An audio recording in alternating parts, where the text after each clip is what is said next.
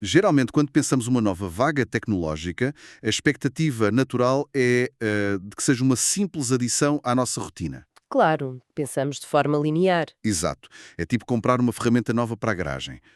Nós tínhamos um martelo manual e agora compramos um berbequim elétrico. Pois, o trabalho de base acaba por ser rigorosamente o mesmo. O mesmo, claro. A parede é a mesma, a casa é a mesma. Só que pronto, fazemos o furo de forma muito mais rápida e com muito menos esforço. Sim, interpretamos as inovações como melhorias de eficiência, não é? Coisas que são perfeitamente quantificáveis e fáceis de encaixar no nosso dia a dia. Mas depois olhamos para a inteligência artificial e de repente percebes que o berbequim não está apenas a furar a parede. Pois não. Ele está literalmente a redesenhar a arquitetura da própria garagem à nossa frente. E a visão de Reid Hoffman sobre isto, o homem que ajudou a fundar o LinkedIn e que antecipou para quase todas as grandes vagas tecnológicas das últimas décadas com uma precisão que é assustadora, É vertiginosa, é mesmo vertiginosa. completamente. Ele argumenta que com tudo o que vemos hoje, o chat GPT por todo o lado, as pessoas a gerar vídeos complexos do nada, a escrever código em segundos, ele diz que estamos a ver apenas 2 a 5% do potencial desta revolução. Uau! 2 a 5%. É um número que força qualquer pessoa a fazer uma pausa. E o meu papel aqui nesta nossa análise profunda é ajudar a estabelecer a mecânica por trás dessa métrica. Porque o objetivo do Hoffman ao atirar esta percentagem não é causar um pânico cego. Claro, não é para as pessoas fugirem para as colinas. Exato, não é isso. O objetivo é preparar as pessoas para uma janela de adaptação que é extremamente estreita, talvez apenas 2 ou 3 anos no máximo. Tão pouco tempo? Sim, a mensagem não é que o mundo vai acabar, mas sim que as regras primárias de criação de valor mudaram do dia para a noite e a esmagadora maioria das empresas e dos profissionais ainda está a jogar com o manual antigo. Olha, isso forçou-me mesmo a parar para pensar.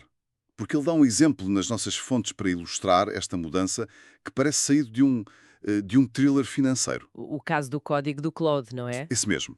O lançamento de um código de apenas 200 linhas pela IA Claude, 200 linhas de texto, repara, que causaram uma queda imediata de 300 mil milhões de dólares no valor de mercado do software corporativo. É brutal. Como é que 200 linhas de código escritas por uma máquina destroem 300 mil milhões de dólares de valor humano?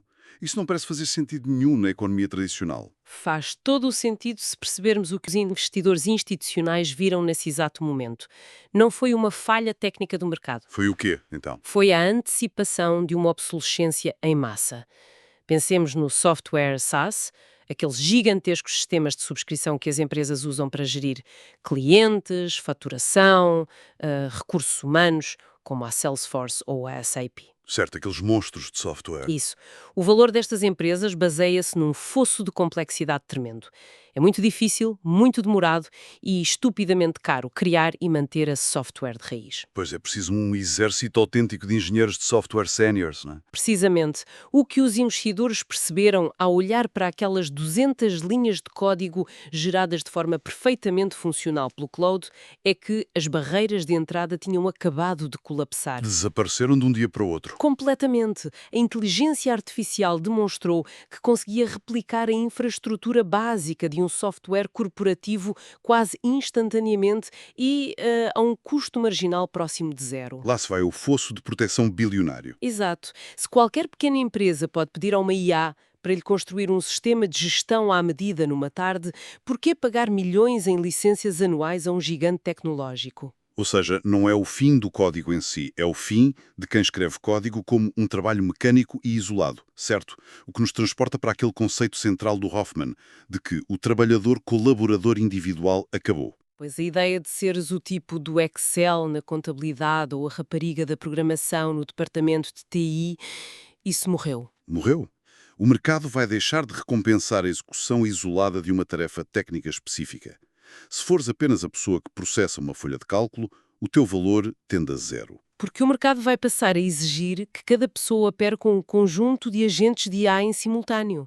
Já não és a pessoa que recolhe e limpa os dados. És a pessoa que coordena as 5 inteligências artificiais que recolhem, limpam, analisam e desenham a estratégia com base nesses dados. É como uma orquestra, não é? Uma excelente analogia, sim. O profissional moderno tem de deixar de ser o violinista que toca freneticamente a sua pauta, isolado no seu canto, a tentar ser o mais rápido do mundo a puxar o arco. Em vez disso, tem de dar um passo atrás e passar a ser o maestro, a coordenar 20 agentes de IA que tocam os diferentes instrumentos por ele. E o que é fascinante aqui é que essa tua analogia captura a essência da transição. A vantagem competitiva real deixa de ser a habilidade técnica pura, saber tocar o violino de forma exímia. Claro, a máquina já toca melhor e mais depressa. Exato. Passa a ser a capacidade de orquestração, a visão de conjunto e o pensamento crítico implacável. O maestro não precisa de ter a capacidade pulmonar de um trompetista profissional. Ele precisa é de saber exatamente quando e como o trompete deve entrar para que a sinfonia crie uma emoção específica. Bem, mas se o futuro exige que sejamos maestros, como é que aprendemos a reger esta orquestra invisível na prática? Porque o Hoffman mapeia a proficiência em IA em 3 grandes níveis.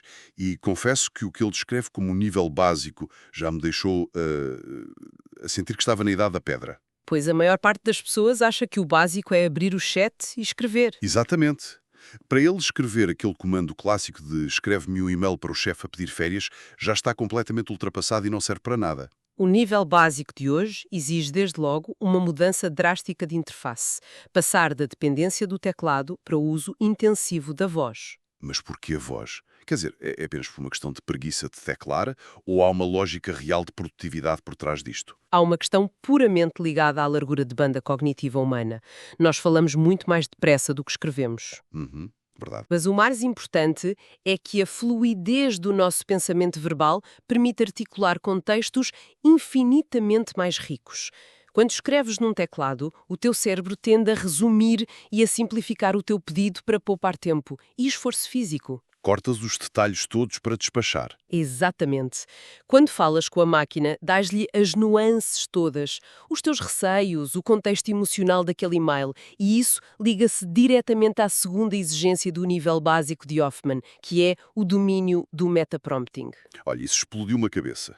A ideia de que, em vez de pedir à máquina para fazer a tarefa final, nós pedimos à máquina para nos ensinar a pedir a tarefa final. É um exercício brilhante de alavancagem da própria inteligência do modelo. Imagina que precisas de fazer uma pesquisa aprofundada sobre a viabilidade comercial da tecnologia de fusão nuclear. Ok? Nuclear.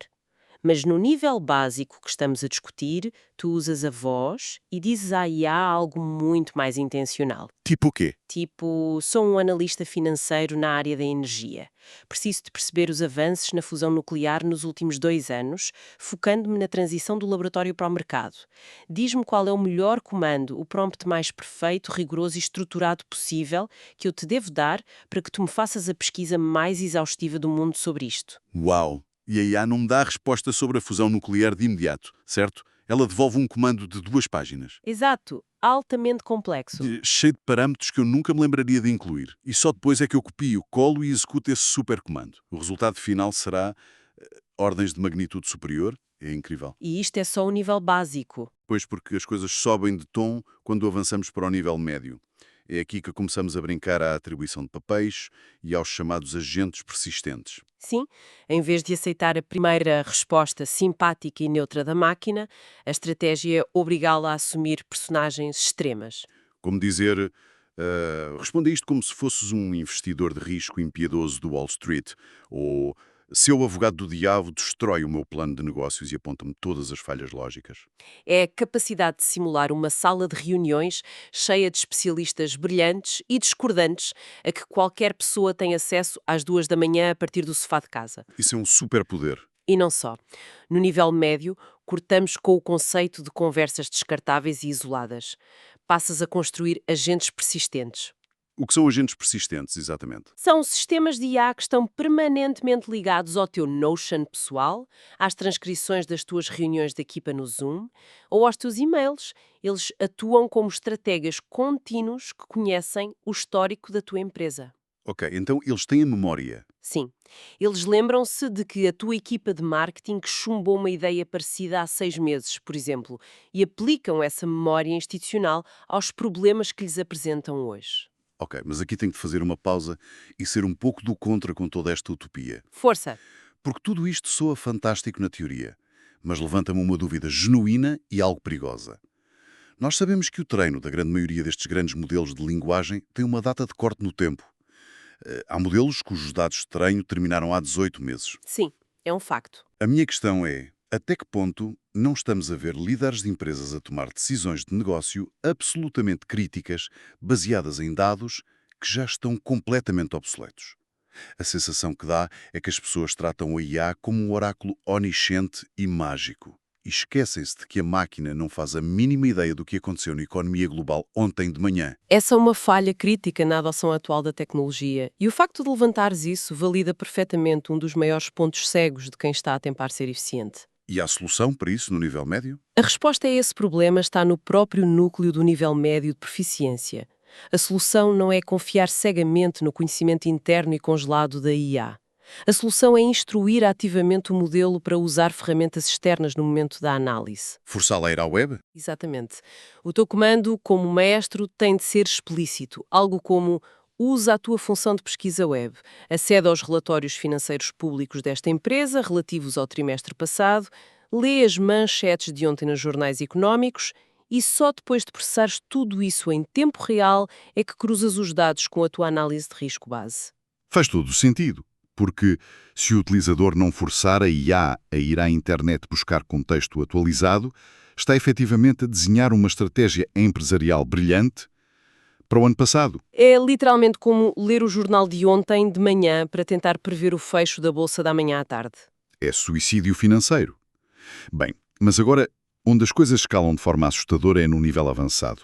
Aqui entramos no que o Hoffman chama de meta-análise em grande escala. Aqui já não estamos a pedir a um agente para analisar um documento de 30 páginas. Estamos a usar a IA para encontrar padrões complexos em dezenas de projetos passados em simultâneo, não é? Ou para fazer uma polinização cruzada entre indústrias completamente distintas. Sim, o clássico exemplo de cruzar setores. Algo do género.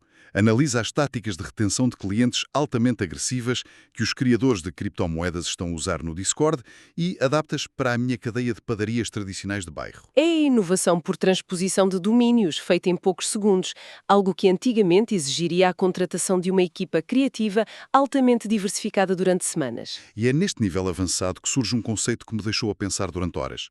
O investimento delimitado em computação. Ah, sim. O compute delimitado. O Hoffman lança a ideia de que podes gastar, por exemplo, $10.000 em poder de processamento de IA de forma hiperfocada para obteres 15 ideias ou soluções de negócio altamente lucrativas. Como é que isto se processa na prática? É uma mudança de paradigma. Porque uma empresa normal não entra simplesmente no site do ChatGPT e passa o cartão de crédito para pagar $10.000 uma tarde. O que é que este gasto brutal em computação significa, fisicamente? Significa deixar de usar a IA apenas através da janela de conversação normal e passar a usar o acesso aos bastidores da tecnologia, através das APIs, as interfaces de programação, não é? Para correr milhares ou milhões de simulações em paralelo. Dá-me um exemplo prático disso. Imagina uma grande empresa de logística a tentar otimizar a sua distribuição a nível europeu. Em vez de contratar uma consultora de topo que levaria 4 meses e cobraria, sei lá, €500.000 para analisar rotas e custos de combustível, A empresa aloca $10.000 apenas em orçamento de computação bruta durante um fim de semana. exatamente, eles dizem ao modelo: aqui estão 4 anos de dados de GPS dos nossos caminhões, padrões meteorológicos históricos e flutuações diárias do preço do gasóleo. Corre 100.000 cenários logísticos diferentes e não pares até encontrares 15 rotas perfeitamente otimizadas que nos cortem os custos operacionais em 20%. Uau! Então é literalmente tratar o poder de processamento bruto e os servidores na nuvem como se fossem um membro mais brilhante e incansável de uma equipa de consultoria de elite. Mas com um tempo e um orçamento cirurgicamente definidos. Resolves um gargalo gigantesco da empresa numa questão de horas, queimando a eletricidade e computação de forma propositada. Isso muda completamente as regras do jogo competitivo. Altera radicalmente a noção de tempo no desenvolvimento empresarial. Mas sejamos muito práticos para quem nos ouve. Dominar o uso da voz, criar papéis para a IA interpretar e até perceber esta dinâmica de investir em computação de alto nível não serve de muito se isso não se traduzir num retorno financeiro palpável ao fim do mês. Claro, o impacto real. E a promessa de Hoffman é agressiva. Ele diz que isto é o caminho mais rápido e seguro para um profissional duplicar os seus rendimentos. Mas como? Se eu sou um profissional a trabalhar no escritório com um emprego tradicional, a ganhar, imaginemos, os meus 50 ou 80 mil euros por ano. Não basta aprender a usar o ChatGPT às escondidas na secretária, pois não? Pois não. A descrição é o maior inimigo da valorização nesta transição. A chave absoluta para duplicar os rendimentos, segundo a visão dele, é tornar a tua proficiência em inteligência artificial pública, visível e inegável para as chefias e para o mercado. E mais importante, essa proficiência tem de ser aplicada a problemas muito específicos do teu setor. Exato. Essa foi a regra de ouro que me saltou à vista. Não podes simplesmente pôr no teu perfil do LinkedIn "sei fazer bons prompts" ou "sou um entusiasta de IA". Ninguém quer saber disso. Não vale absolutamente nada. O mercado quer resultados traduzíveis em euros.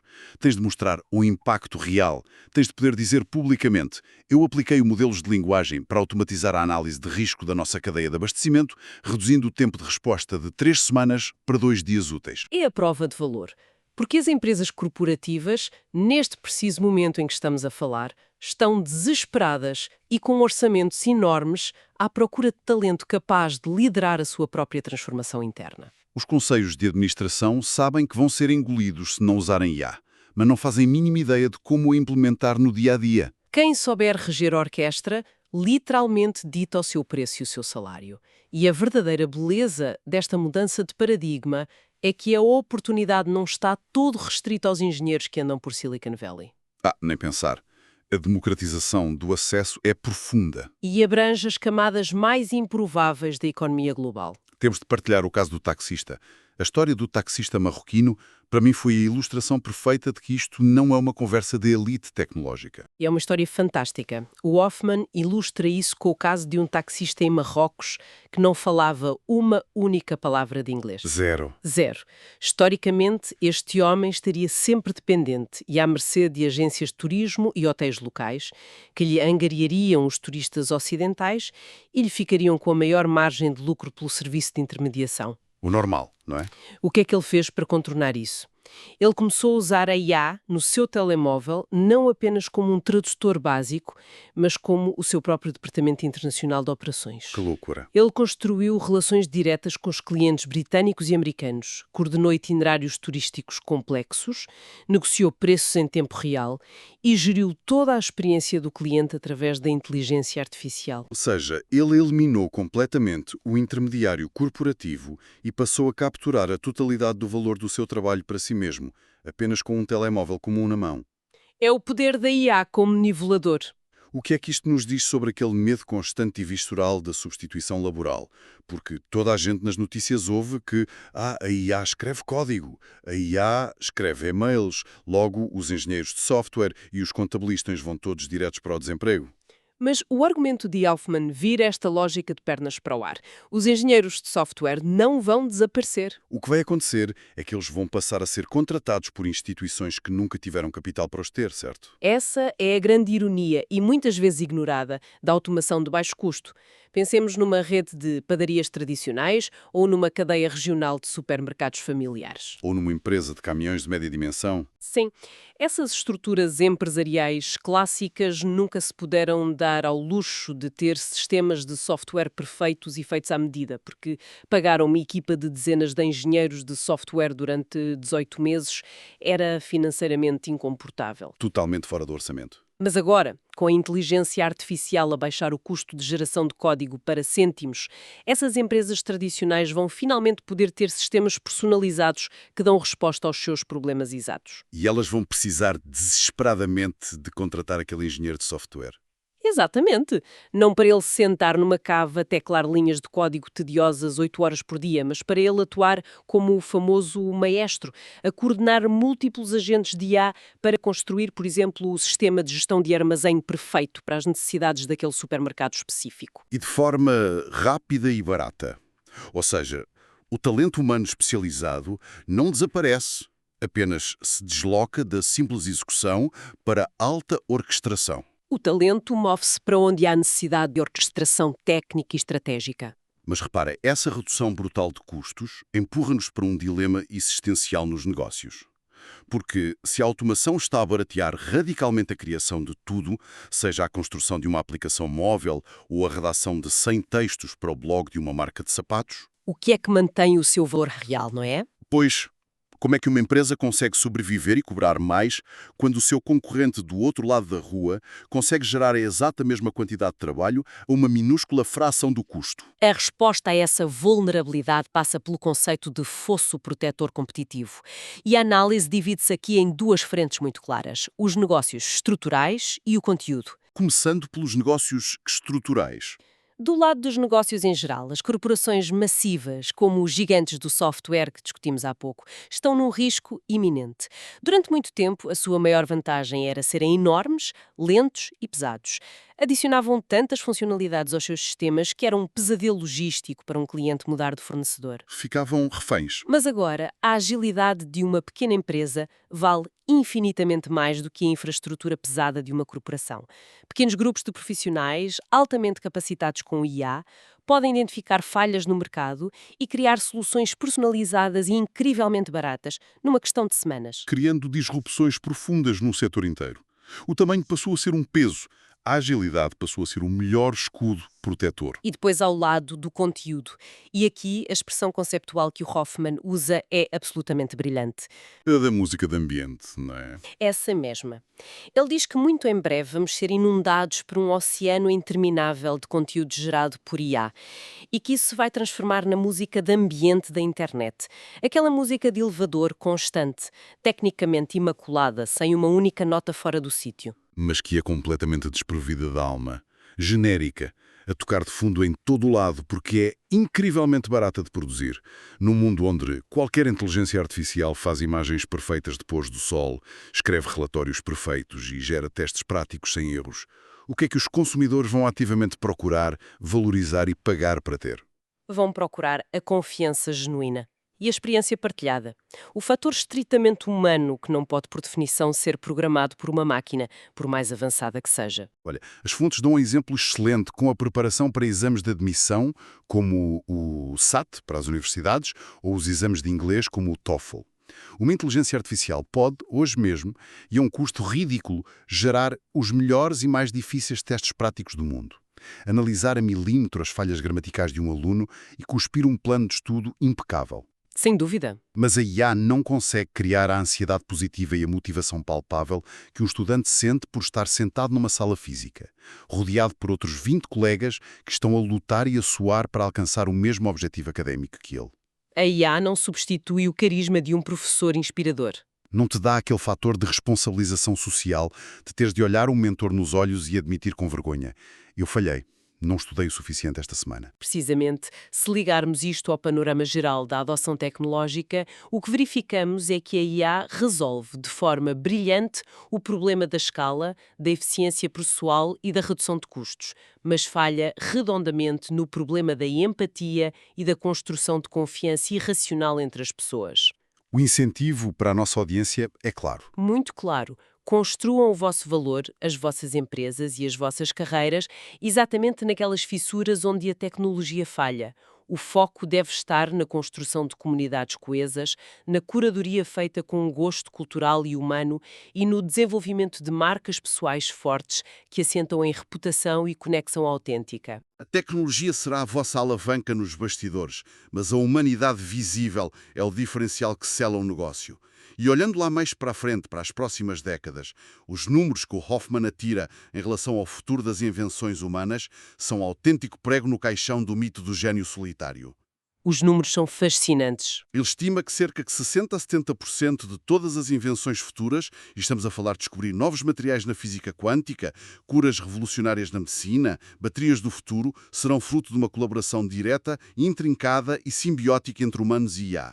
Voltamos ao cientista como maestro, a reger a orquestra algorítmica para resolver problemas da humanidade. Mas ele vai mais longe na provocação. Sim, ele projeta que cerca de 25 a 30% dessas grandes descobertas científicas serão lideradas e conduzidas de forma quase totalmente autónoma pela própria inteligência artificial. O que é assustador e incrível ao mesmo tempo.